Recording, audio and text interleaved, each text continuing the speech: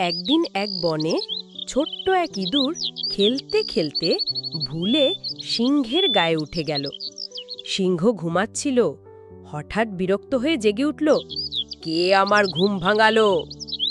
সে রাগ করে ইঁদুরটাকে ধরে ফেলল। ইঁদুর ভয়ে কাঁপতে কাঁপতে বলল, মহারাজ, আমাকে ছেড়ে দিন, একদিন আমি আপনাকে সাহায্য করব। সিংহ হেসে বলল, তুমি এত ছোট্ট, আমায় সাহায্য করবে? যাই হোক, যাও, তোমাকে ছেড়ে দিলাম। কিছুদিন পর সিংহ শিকারীদের জালে আটকে গেল। যতই চেষ্টা করুক মুক্ত হতে পারল না। হঠাৎ সেই ছোট্ট ইঁদুর দৌড়ে এসে জালের দড়ি কেটে দিল। সিংহ মুক্ত হয়ে অবাক হয়ে বলল, আজ বুঝলাম ছোট হলেও কাউকে ছোট করে দেখা উচিত নয়। শিক্ষা: ছোট হলেও সাহস আর বুদ্ধি দিয়ে বড় কাজ করা যায়।